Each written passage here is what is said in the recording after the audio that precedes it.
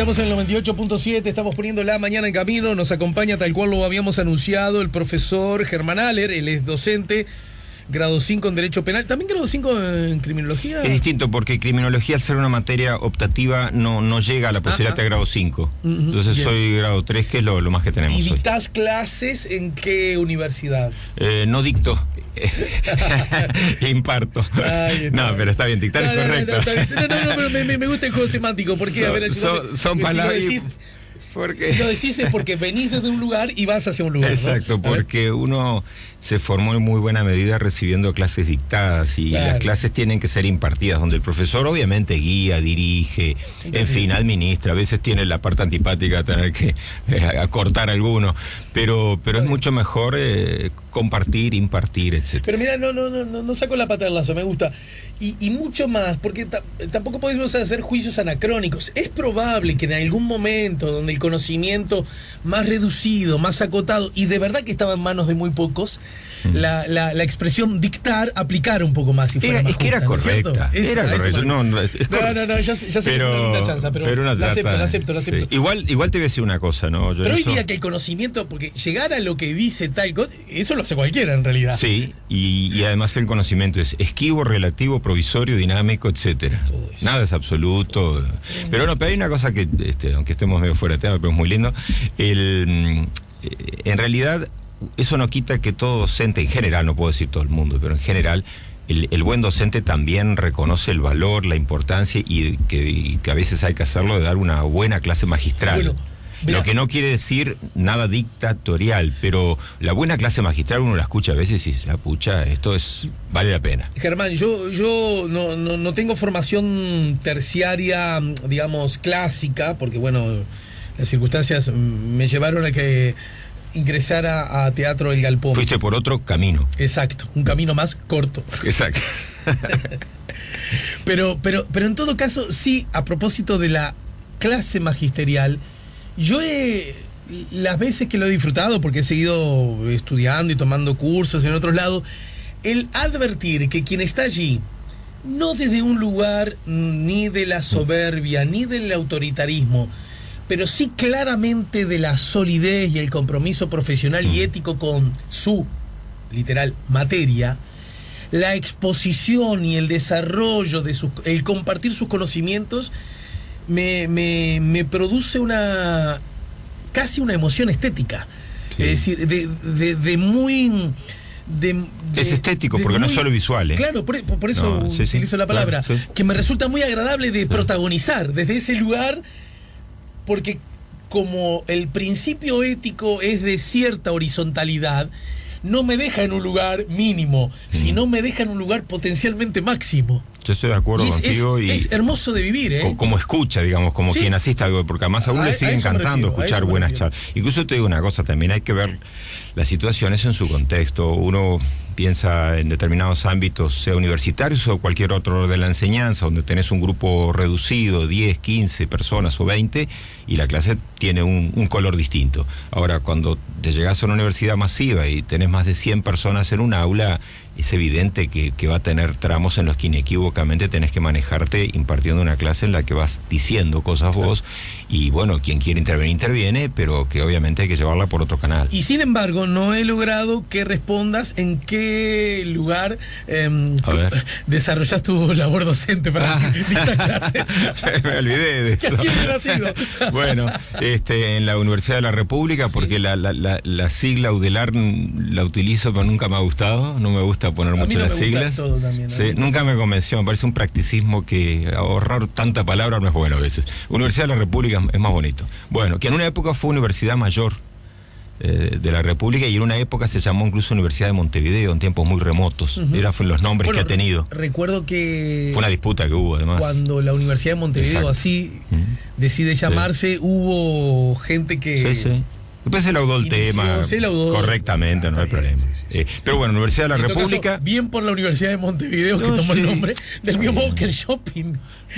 ¿Verdad? El primero que pegó y fue el primero que pegó, Montevideo Shopping, y andás a cancelar después de no asociar a más. Yo soy partidario, también por lo que he visto en el exterior y la formación que he recibido, yo soy partidario, siempre lo fui, de que no haya monopolios en ese tipo de cuestiones. Igual sigo, así como sostengo que es muy bueno que haya universidades privadas, lo digo con total tranquilidad, refiriéndome a la Facultad de Derecho porque es mi campo, para mí es por claro, la mejor facultad de Derecho que hay en el país. O sea, si tú tuvieras que recomendarle a un hijo, un sobrino, un vecino, quiero ser abogado y no sé en qué casa mayor de estudios hacerlo, tú dirías, anda a la Universidad de la República. Ni siquiera utilizo lo hipotético porque me pasa seguido y lo digo. Y lo digo no porque imparto de clases allí, porque también di en la Católica, donde guardo, o antes UCUDAL, ahora UCU. Es decir, la abreviaron, le sacaron la cura de la rañada para afuera. Sí, salió la rañada. Sacaba la rañada. El presbítero marchó. Bueno, pero lo digo cariñosamente, obviamente.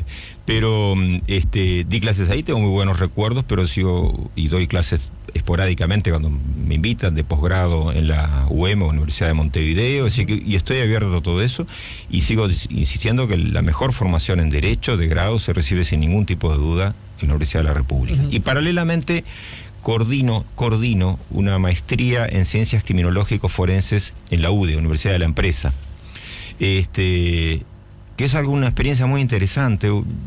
Yo primero la vi un poco con cierto escepticismo, porque era algo que acá no se había hecho, y le está yendo estupendamente bien a la universidad. Se dio un primer curso ya hace años, que lo compró, digamos, prácticamente todo el Ministerio del Interior, y se formaron más de una docena de oficiales de alta jerarquía, muchos de ellos del Ministerio del Interior en esta maestría, muchos ya tienen su título, y después se ha dado esta maestría, pero por falta de quórum aquí en el país, etcétera, que hay que revisar, básicamente la han comprado casi al 100% brasileros. Es una cosa interesantísima, es un producto for export, pero en Uruguay. Mira. Vienen camadas de brasileros que vienen en enero y julio, lo cual es, bueno, algún día si querés charlamos tranquilos de esto, pues es una experiencia interesantísima desde el punto de vista didáctico, pero 8 o 9 horas aulas reales, no de ficción, diarias a las mismas personas, que es antipedagógico, pero lo necesario para que ellos puedan venir esos 15, 20 días de julio, 15, 20 días de enero. ¿Hablan en?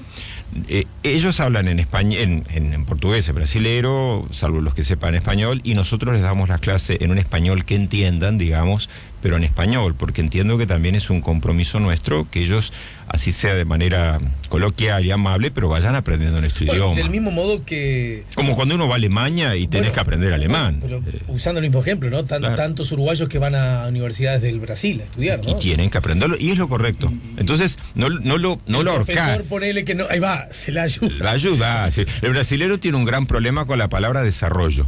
Vos decís desarrollo y que uno esté al tanto te queda mirando, porque todo lo demás te lo entiende, pero desarrollo no, es desenvolvimiento. Claro. Eso es uno cuando dice, bueno, un país en vía de desarrollo, es decir, desenvolvimiento, entonces ya también aprendió algo más. Claro. Y así con una serie de palabras, pero bueno.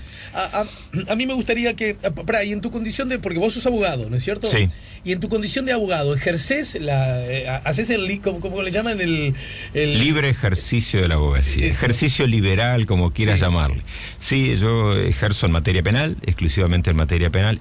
Lo he hecho y a mis comienzos en muy distintas materias, pero siempre tuve claro desde que ingresé a la facultad, y antes también, desde que decidí meterme en la abogacía, que yo me metía en la abogacía por derecho penal.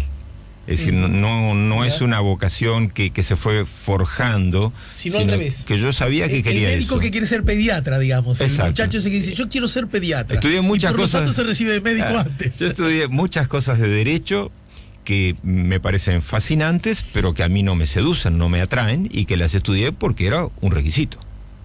Pero no porque yo quería dedicar. ¿Y ese ejercicio liberal lo seguís manteniendo? Sí.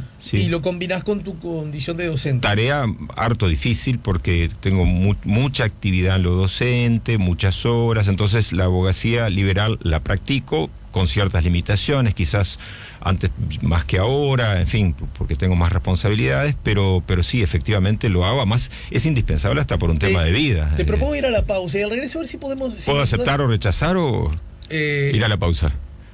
Podés rechazar 1 minuto y medio. Bueno, me das un mate entonces. Bueno, o sea, empezamos negociando, ¿no? Sí. Nuevo juicio abreviado, proceso abreviado. Bueno, mira, venía por otro lado, pero te estoy llevando toda. Pero tenemos que ir a la pausa, Tranquilo, que ahora me calenté y no la mando. Quiero dejarte entonces planteada esta pregunta. Yo advierto, a ver, ¿es de recibo realmente creer, suponer, o incluso, como se ha dicho, que el nuevo Código del Proceso Penal, no sé por qué, supongo que vos lo vivís en líneas generales como una buena noticia, ¿no? Sí. Sin ser fanático de eso, claro, sí, veo luces y sombras, sí. Bueno, dentro de las luces y sombras, las sombras igual no son tan altas como para suponer lo que teníamos antes es mejor, ¿verdad? Luego, cuando quieras lo charlamos. En todo caso, ¿es de recibo suponer que el nuevo Código del Proceso Penal ha estimulado la aparición de más números de crímenes, de delitos, o mejor dicho, ha desestimulado las políticas anticrimen que se estaban ejerciendo? ¿Es para los delincuentes una buena noticia? Luego de la pausa, ¿sí? Esperamos. Estamos poniendo la mañana en camino con el profesor Germán Haller. Usted tiene preguntas, comentarios, opiniones, 099-894-987, SMS o WhatsApp. También nuestra página Facebook, La Mañana en Camino. Ya volvemos con La Mañana en Camino.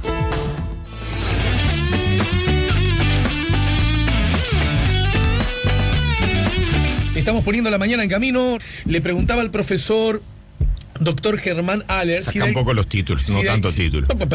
Si de algún modo, Germán, es de recibo que el nuevo Código del Proceso Penal, que dicho sea de paso, en la historia del Uruguay, hace 2 segundos que nació, sí, ¿verdad? Sí.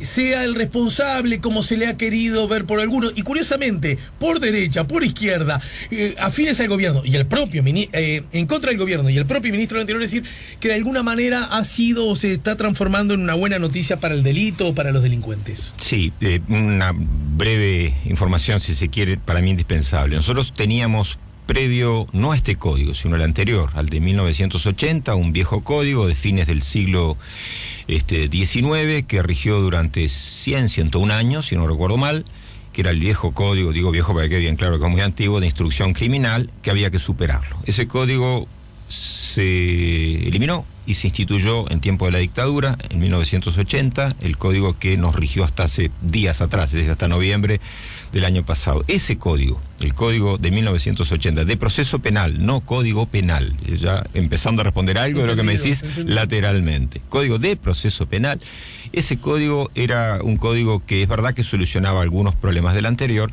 y que respondía a algunas disposiciones, llamémosle internacionales, pero era un código expresión de la dictadura, francamente de la dictadura. El Uruguay democrático de 1985 debió haber cambiado ese código hace décadas, prácticamente al poco tiempo de llegar a la democracia, porque en un día no se hace. Ese Uruguay. Hubo intentos, tuvimos 3 proyectos previos, estaba el famoso proyecto Piaggio, estaba el intermediado, digamos, que hicieron Peri y Ottati, que se aprobó, estuvo vigente pero no en vigor, un tiempo largo, hasta que al final se derogó, pero bueno, quedó ahí en el camino. Eran códigos todos discutibles, no hay ningún código que uno vaya a beatizarlo. Pero perdón mi ignorancia, sí. ¿Que cambiaban el paradigma inquisitivo por acusatorio? Tendían a eso, fueron matizándose. Sí, nosotros íbamos saliendo de un sistema inquisitorial, no solo inquisitivo, inquisitorial, que es el que teníamos en el 80, y éramos el último país que quedaba en todo el mundo hispano, lusoparlante, con un sistema como este. Entonces llega este código. Este código en buena medida está tomado del modelo chileno y de muchas otras partes, con influencias de otros. Como todo código tiene aspectos transaccionales, aspectos claros y otros más oscuros, pero es un avance, es un progreso que, entre otras cuestiones, quiero señalarlo, muchas veces se lo quiere colocar desde un sector político. No, me resisto a esa afirmación porque no tiene fundamento en lo que pasó a nivel legislativo. Verdad objetiva, no subjetiva. Es decir, es un código que, salvo alguna persona aisladamente potencialmente de cualquier sector, todos los sectores políticos apoyaron este código. Se le introdujeron muchas modificaciones, algunas correctas, otras ya empezamos a hacer valoraciones, ¿no? Otras no tanto, en el decurso previo a entrar en vigor, incluso con una modificación profunda a pocos días de su ingreso a la práctica, y bueno, y parimos la criatura. Este código es un código que representa un gran avance desde muchas perspectivas. El hecho de restringir la presencia en prisión de personas que no están condenadas. Eso me parece que, por más que hay que explicarlo al ciudadano para que lo entienda, obviamente, pero es obvio que nosotros no podemos tener, como teníamos, un inmenso caudal de personas con un juicio eventualmente hasta dilatado en el tiempo, etcétera, presunto inocente, porque es el mandato constitucional y el que debe ser, no solo lo que edicta la Constitución, sino lo que tiene que ser, y tener presas personas que no tenían un juicio culminado. Entonces, en ese sentido, tenemos una gran mejora. Hay una imagen de que, bueno, pero si el juicio demora y la persona representa ciertos problemas para la sociedad, no voy a decir palabras técnicas, sino coloquiales, o se nos puede escapar, hay que meterla presa. Lo tenemos previsto eso en el código. De hecho, está funcionando. Los problemas que se dan, más que de código, son prácticos, son de implementación. Por ejemplo, que a algún operador del sistema se le pueda caer un plazo. Bueno, hay que estar mucho más atentos, hay que llevar mejor la agenda y evitar que se nos caigan los plazos. Entonces, si hay una detención que es cautelar para que se lleve a cabo el juicio, que hasta ahí todo es correcto. Entiendo. Y se da un plazo de 60, 90 días, cuando se llega a ese plazo, pensemos en 90 días, de 90 días, el fiscal tiene que tener pronto todo como para proseguir el juicio y ver qué resulta, por supuesto. Entonces, esos plazos no se nos pueden caer, pero no es un problema del código. Entiendo. Es un problema nuestro, operativo. En este contexto parece ser muy claro, lo puede entender cualquiera, que los fiscales tienen quizá un poco más de trabajo, ¿no es cierto? El fiscal tiene mucho más trabajo. El fiscal tiene el trabajo que debe tener, que es el de investigar, el de formar una causa, porque es parte. Al ser parte, y es la parte que va a acusar, si es que entiende que es lo correcto, por supuesto, ella es esa parte la que tiene la carga procesal, jurídica, social, todo lo que ustedes quieran, la carga de armar la causa y llevarla frente a un juez aséptico, neutro, que observa lo que trae el fiscal, que escucha a la defensa y que sopesa, no es que haga un 1 menos 1 más 1, no es un cálculo matemático, sino que ve el valor probatorio que aporta el fiscal, la consistencia en la argumentación jurídica, los hechos, etcétera, y decide en estado neutro, no como antes, que con el anterior código el juez instruía, investigaba. Obviamente, por más magnífico juez que sea, y los jueces uruguayos en general han sido de muy buen nivel, pero ese juez ya estaba impregnado. Cuando digo impregnado no es corrupción. Lo que es que está impregnado subjetivamente. No, pero lo que cualquiera podía entender, de un lado y del otro del mostrador, ¿verdad? Ahora pensemos así. Suponete que a vos tenés un problema X en la calle, en nuestra querida panadería a la que vamos juntos en el mismo barrio. Los amigos de la embajadora, de la embajadora. Amigos, Ponce, entre Palmar y Puey. Así es, señor. Estamos sponsorizados. Bueno, tenés un problema X y se te genera una disputa con alguien, te peleas con alguien al salir de la panadería, y se toman a golpes de puño, esperemos que nunca te pase, nada por el estilo, pero son cosas que en la vida pueden llegar a ocurrir. Van a una dependencia policial, los derivan al juzgado, los dos son sometidos a juez, no se sabe qué ha pasado por ahora de forma clara, tanto para ti como para el otro, porque he puesto dos personas parificadas, no sabemos si uno delinquió, qué pasó, todavía no tenemos nada resuelto. ¿Te parece justo? Yo sé que no queda bien preguntarlo a un periodista, ¿no? Así que es una pregunta retórica.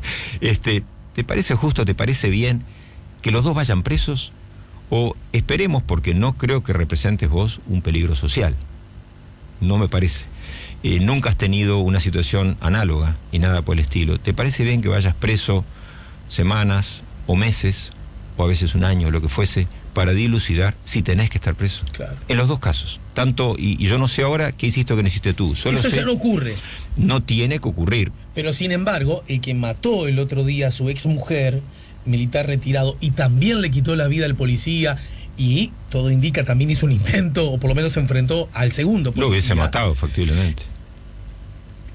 Para poner las cosas en su lugar, con este nuevo código, él no se fue a su casa. No, eso ahí va. Por lo tanto, el sistema logra discriminar una situación de la otra, ¿no? Exacto, eso está muy bien. Yo te puse un caso, el caso de la panadería es un caso de muy escasa, de muy relativa o baja intensidad, donde no hay un problema social con ese, hay un conflicto, pero no hay un problema social dentro de lo que pasó entre ustedes dos de gran envergadura.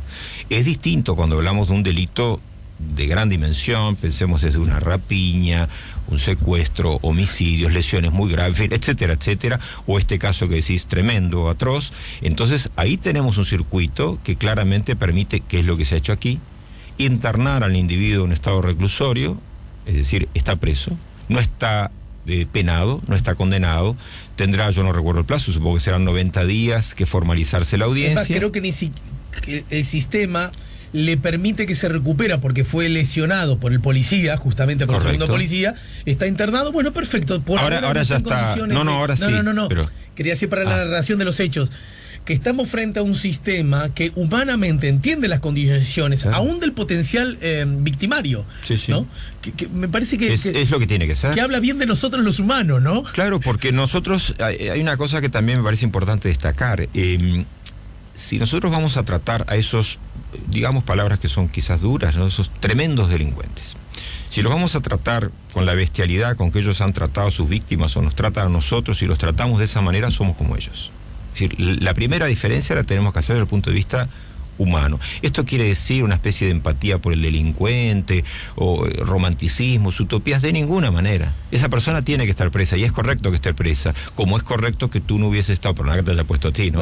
Pero para que cuando digo vos, Alejandro, estoy diciendo en todo el ciudadano que nos escucha, que puede tener un incidente en el tránsito vehicular, esas cosas que nos pueden pasar pero porque nos arrebatamos. Que antes de este código yo tenía chances, para seguir con el ejemplo, no quiere decir que todos los casos, de marchar a prisión. Ahí podía pasar, sí, perfectamente. Bien, acá hay otro asunto que, entonces, porque pienso en los fiscales, porque los fiscales, unos en forma más notoria, otros en menos, pero además hubo una asamblea de fiscales y por poco se perdió una votación, según se dio a entender, de que hablaban de parar. Estos fiscales que ahora trabajan más, es una cuestión administrativa, pero a ver si gozas de la información, está bien, trabajo más. Mi labor, incluso hasta podría decirse desde el punto de vista profesional, es otro, tiene otra incidencia, tiene otra, ¿por qué no? Importancia, ¿verdad? Para llamar las cosas por su nombre. ¿Gana más ese individuo? ¿Tiene mejor salario? Porque también así se construyen las cosas, ¿no? No, hasta donde yo sé, no puede advertirse eso como una falla, porque... Puede serlo. Es un tema que yo, no restando la importancia, pero no es el código. Es decir, porque una gran preocupación que veo es que permanentemente se repite. Tal falla operativa de la computadora, de lo administrativo, de las horas persona, trabajador, sea Ministerio Público, juez, lo que sea, presenta inconvenientes, la culpa es del código. No, las culpas del código son las del código.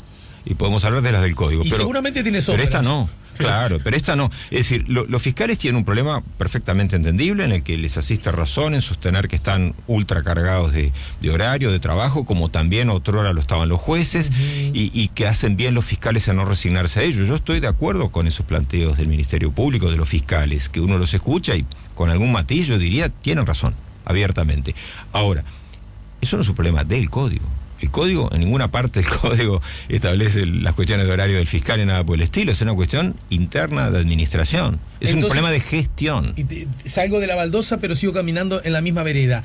Lo que dijo el ministro Bonomi acerca de que venía bien la baja de delitos hasta que en el último trimestre, nótese que el código en realidad empezó a funcionar en el último bimestre, hasta que en el último trimestre la tendencia empezó un poquito a enlentecerse y eso se debe a la aplicación del código. Bueno, eso, John, es muy difícil decir quién tiene razón del todo, pero no por pastelear. Ya hablamos de panadería, vieja expresión española, de pastelería. Sí. Pero francamente el código no es el responsable ni está vinculado a que haya más o menos delitos. El código del proceso penal, no, el delito sigue construyéndose sobre la base de un disvalor social, cultural, reflejado en una norma de derecho sustantivo que es el código penal, no del proceso penal. Puede ser, ahora como está el juicio abreviado, ahora como igual no voy en cana, ahora como no sé qué, yo me siento más cómodo, yo delincuente me siento más cómodo y por todo lo tanto me atrevo a delinquir más. Por supuesto que puede haber alguno que piensa así, es imposible suponer que no haya de todo. Pero el cálculo también puede dar casi que a la inversa, es decir, resolvemos el juicio rápidamente. Y con el abreviado, que para mí tiene muchas sombras y hay muchos aspectos en contra, pero en esto voy a decir la parte positiva, las negativas cuando quieras, pero con el abreviado el individuo ingresa y ya se va condenado. Con sin prisión va a depender de la gravedad del delito, pero yo he visto casos donde el abreviado es llegar a la resolución, me enteré uno hoy mismo, la resolución de que el individuo acepta la pena de 4 años. Ese quedó en términos jerga tanguera de lunfardo, marchó a Cafuga. 4 años. 4 años. Yo no sé la dimensión de la rapiña, pero quiero decir, acordó una pena de 4 años. En la circunstancia anterior no quedó libre. Hubiéramos necesitado... Los rapiñeros, salvo que haya un problema operativo, que esos hay que solucionarlos, obviamente, y nos preocupan siempre, los rapiñeros no quedan libres. Nos quedan unos poquitos minutos, pero por suerte vivís a unas pocas cuadras, lo que, lo siento mucho, usted abrió la puerta. Más temprano que tarde volverá ante este micrófono y ante este mate. Pero prometo que será otro el mate. En todo caso, querido Germán, hay un asunto que a mí me gustaría no dejar por fuera en esta breve charla, y tiene que ver con aún impresionados por la inmensa movilización de libertad republicana, democrática del 8 de marzo, ¿verdad? Hayas o no hayas estado, es un gesto hermoso de vivir en libertad, por lo menos, perdón, así lo vivo yo, ¿no?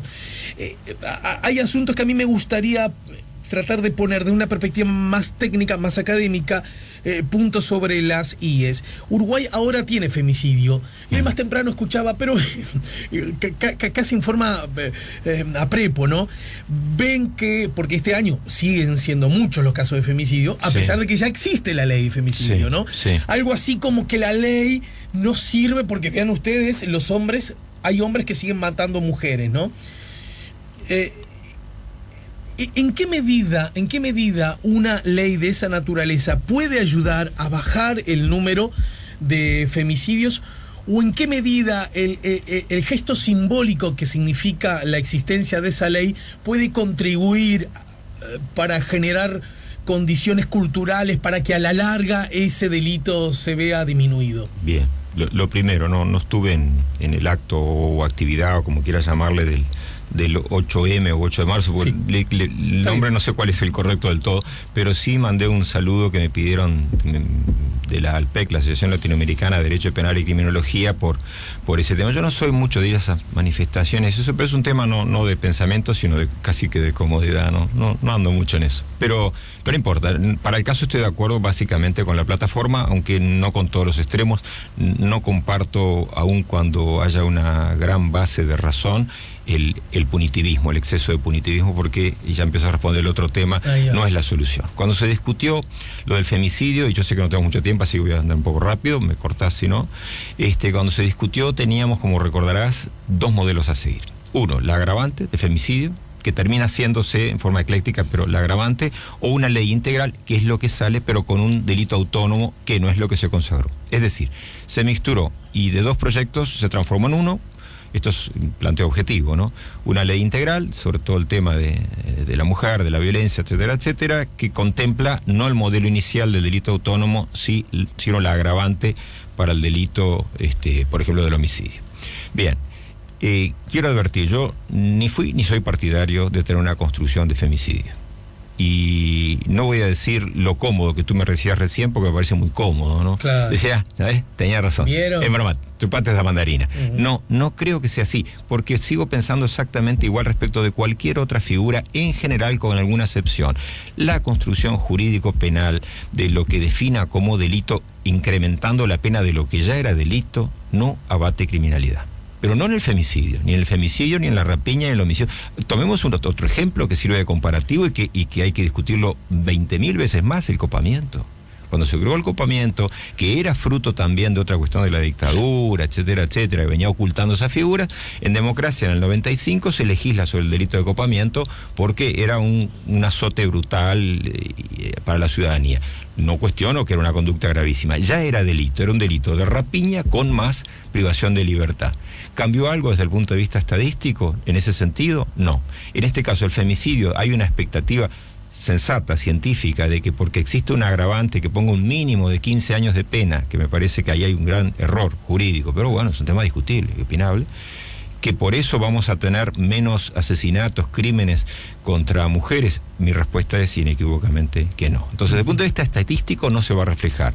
Que se quería dar un mensaje, lo del mensaje lo entiendo, puedo estar de acuerdo, pero creo que la ley penal no es la mejor para estar dando mensajes constructivos. Me parece que el camino era otro, y ha sido uno de los grandes problemas que ha veces confrontado a las líneas de pensamiento liberales dentro del derecho penal con feminismo y otras corrientes, como también ambientalismo. Podemos empezar a referir muchas otras. Cuando hacen su plataforma básica, estamos de acuerdo. Cuando nos proponen más pena, nos replegamos, nos apartamos, porque no vemos que más castigo sin caer en falsas utopías, que más castigo signifique menos delito. No quiere decir eliminemos el delito. Quiere decir trabajemos en lo social, en lo cultural. Debería ser profesor, porque explicas la cosa con claridad. Ya lo sos. No, pero me echan en cualquier momento. Pero hay un dato que me parece muy interesante, y que nosotros, los ciudadanos todos, sin excepción, tengamos el oficio y la tarea que tengamos, deberíamos estar atentos a las señales. Es verdaderamente interesante advertir cómo muchas voces que levantan ese argumento, el que tú acabas de decir, para con el femicidio, sin embargo, levantan el argumento exactamente en contra cuando se habla de inseguridad, claro, y entre otras cosas proponen penas más duras. Por eso y los lo mismo al revés, lo quiero decir, ¿no? Por eso los penalistas y criminólogos, etcétera, en realidad no caemos a veces muy simpáticos, porque no les decimos lo que la gente quiere escuchar, y es que metiendo más gente presa, aumentando las penas, va a haber menos delito, y no tiene basamento empírico. En todo caso, te dejo plantear esta pregunta para que más temprano que tarde, usándote a vos como profesor, nos ayudes a entender ciertas lógicas. ¿En qué medida el conjunto de leyes, y en particular las leyes que tienen que ver con el derecho penal, en qué medidas deberían estar atentas no solo a, utilizo este término, disculpe, profe, pero no me sale otros, seguro que hay otros mejores, a castigar una conducta que se aparta notoriamente de la norma, del acuerdo entre la sociedad, y en qué medida el derecho también puede o debe, a lo mejor ni puede ni debe, jugar un rol en la prevención de que ocurran los delitos? Me parece una linda zona para empezar a debatir, aunque no seamos abogados, porque alcanza que seamos ciudadanos, claro, para tener conocimiento, ¿verdad? Sin y duda, poder discutir sobre las cosas. El derecho penal, Francesco Carrara, un gran penalista italiano, mitad del siglo XIX, lo llamó una schifosa ciencia, una asquerosa ciencia. Muchos de los penalistas han renegado completamente de precisamente del valor simbólico que a veces se le da al derecho penal, utilizándolo como un bastión para en realidad consagrar mecanismos de control, de dominación. Y cuidado, porque no solo en las democracias, en cualquier sistema liberal que además sea demócrata, nosotros lo que tenemos que hacer es establecer, obviamente, mecanismos de control, pero básicamente sobre la parte constructiva más que la destructiva de la sanción, sin pensar estrictamente en un abolicionismo, por lo menos no en la dimensión humana actual, ojalá en un futuro. Pero tenemos que buscar la pacificación, y la pacificación no se logra a través del castigo. Desgraciadamente, tenemos a veces que sancionar o castigar, la palabra castigar no me gusta, pero bueno, digamos castigar. Tenemos que castigar, pero hacerlo lo justo, lo básico, lo mínimo, sabiendo que ese no es el camino para una mayor pacificación social. Bueno, lo dicho, profe, más temprano que tarde te invitaremos a que nos ayudes a poner la mañana en camino, ¿sí? Muchísimas gracias. Muchas gracias a vos. Nos ayudó a poner la mañana en camino el doctor Germán Haller, profesor de Derecho Penal y de Criminología.